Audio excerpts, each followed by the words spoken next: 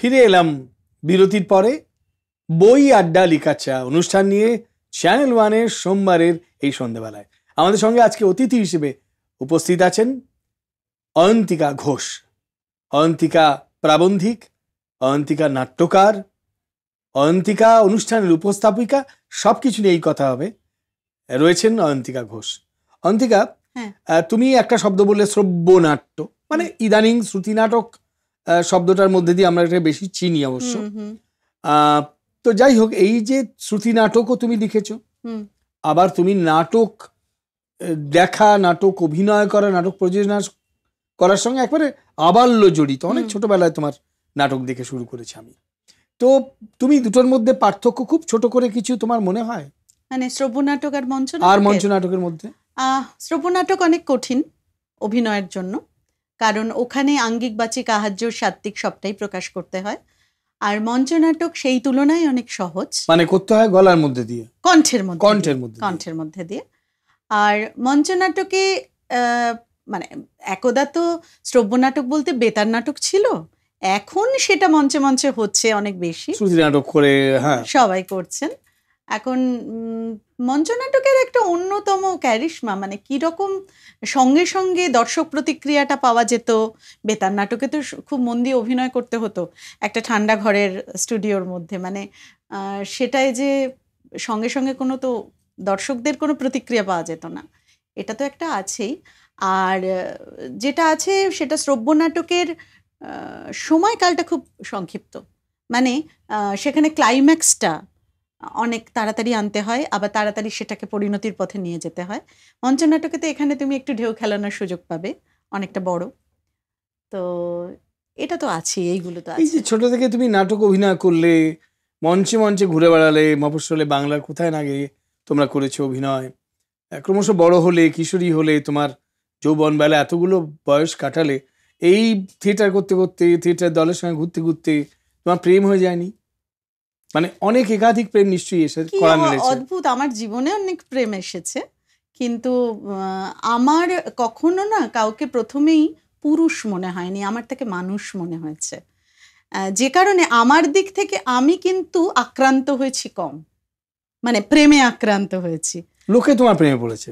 হ্যাঁ, পড়েছে। সেগুলো তুমি গ্রহণ করেছো নিশ্চয়ই? কিছু কিছু, হ্যাঁ নিশ্চয়ই। মানে কেন, সময় যখন সুন্দরভাবে কোনো সাহিত্য চর্চার সঙ্গী হয়, অথবা কোনো নাটক লেখার সেটা উপাদান হতে পারে, কোনো সুন্দর মুহূর্ত তৈরি করতে পারে। আসল উদ্দেশ্যটা তো হলো জীবনে ভালো থাকা এবং সুন্দরভাবে থাকা এবং গঠনমূলক কাজ করা, অনেক মানুষের জন্য কাজ করতে পারা।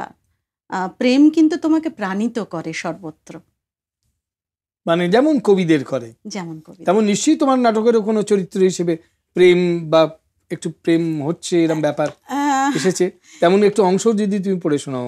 এটা নরনারী আর কি, পুরুষ এবং নারী, স্বামী স্ত্রী। বলো না, কি বলবে বলো না। তাহলে বলে ফেলি। এই দেখো ন্যাকামো করছো এই বুড়ো বয়সে, বলো হ্যাপি বার্থডে। কি হ্যাপি বার্থডে? বাপরে, বাবার জন্মে তোমার মুখে কথাটা প্রথম শুনলাম। শুনবা শুনবা, এরকম অনেক কথাই নতুন শুনবা। কেন কেন গো? এতগুলো বছর কিপটামি কইরা ব্যাস কিছু টেহা জমাইছি আমার কমলা লাইকা।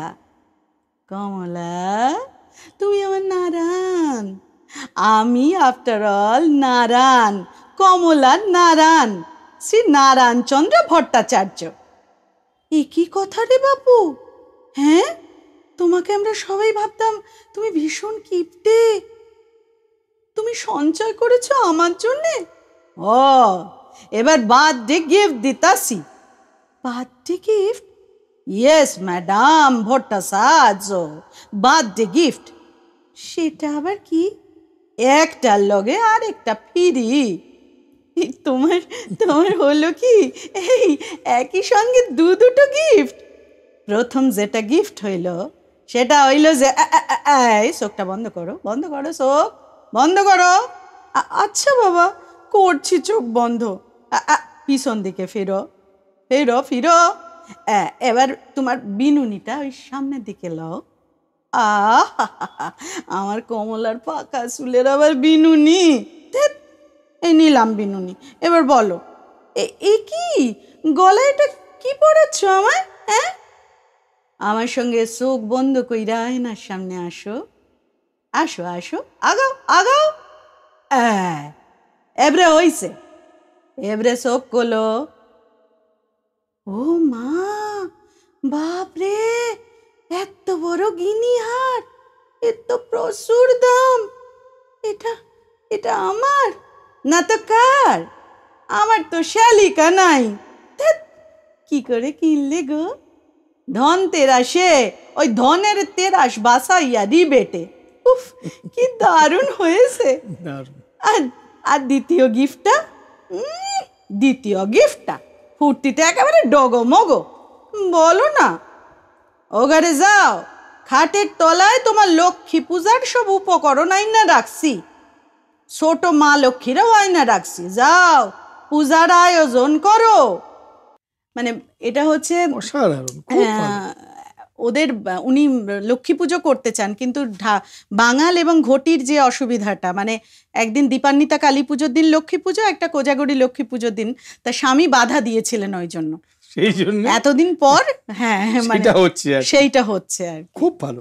আচ্ছা, তোমার এই নাটক যদি কেউ মঞ্চে অভিনয় করতে চায়, হ্যাঁ, তো অসুবিধা তো কিছু নেই? সেই শ্রব্য নাটককে যদি তারা কেউ মঞ্চায়ন করতে চায়, না কোনো অসুবিধা নেই, তাতে তো কোনো সমস্যা নেই? না না, কোনো সমস্যা নেই। বেশ, তুমি কি এরকম অ্যাপ্রোচ পাও বিভিন্ন নাটকের দল থেকে? হ্যাঁ, ভীষণ পাই। আমাকে লিখতে বলেন প্রচুর মানুষ, এমনকি তারা প্রত্যেকে চান এখন যে আপনি প্রকাশিত হয়নি এমন নাটক আমাদের দিন, আমরা ওই টাটকা ফ্লেভারটা চাই, যেটা কেউ শোনেনি। প্রতিযোগিতা মঞ্চে বা এমনি করতে চায়, এমনি প্রযোজনা করতে চায়। এরমই আকর্ষণীয় অনেক কথা বাকি রয়ে গেছে। আমাদের সঙ্গে রয়েছেন প্রাবন্ধিক নাট্যকার, অধ্যাপিকা অয়ন্তিকা ঘোষ। কেউ যাবেন না, আমরা ফিরে আসছি একটা ছোট্ট বিরতির ওপারে।